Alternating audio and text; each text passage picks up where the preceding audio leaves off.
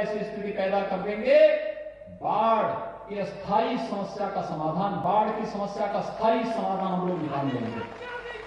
नदियों को ड्रेसिंग करके चैनलाइज करना, व्यवस्थित तरीके से कहीं भी नदियां इधर उधर नहीं जाएंगी, बल्कि एक चैनल उसको देंगे, उस चैनल के माध्यम से नदियां अपना राह बनाएंगी, जनता बाढ़ से बचेंगी, किसी भी प्रकार की कोई अव्यवस्था अराजकता कहीं भी देखने को नहीं मिलेगी और एक व्यवस्थित रूप से हम आगे बढ़ाने का कार्य करेंगे।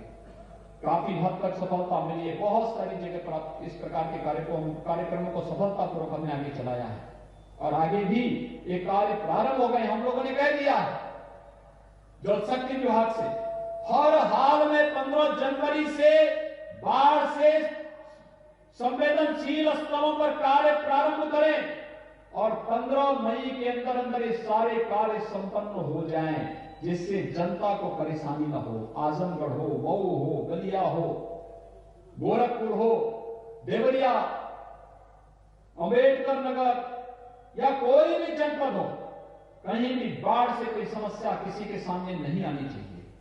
इसके स्थायी समाधान का मार्ग निकलना चाहिए। लेकिन साथ साथ आर्सेनिक और फ्लोराइड से जुड़े हुए क्षेत्र पेयजल की योजना को आगे बढ़ा दिया है। अब आर्सेनिक और फ्लोराइड से प्रभावित क्षेत्रों में हम शुद्ध पेयजल की आपूर्ति करने जा रहे हैं। इसके लिए व्यापक कार्य योजना बन चुकी है।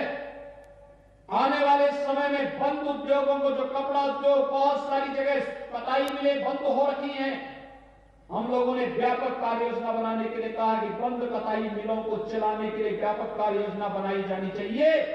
इस बार मैं देख रहा था जब कंबल वितरण का कार्य किया जा रहा है, मैंने कहा है प्रशासन से मोटा कंबल दीजिए गरीबों को, जिससे ठंड वास्तव में ठंड से बचाया जा सके, क्योंकि एक गरीब के लिए इससे बचना बहुत महत्वपूर्ण है।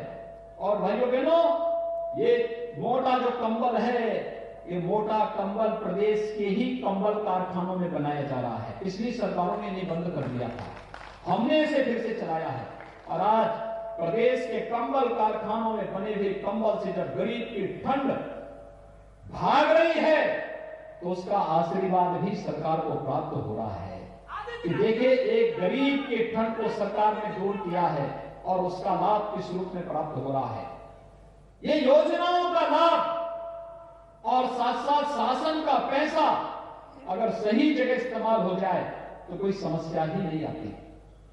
समस्या तो तब आती थी जब पिछली सरकारें इन सभी मिलों की जमीनों को बेचने का काम कर रही थी, मिलों को बंद करती थी, नौजवानों को बेरोजगार करती थी और फिर एक एक करके जब ये कारखाने बंद होते थे फिर उनकी जमीनों को नीलाम करने का कार्य औने पौने दाम पर करती थी।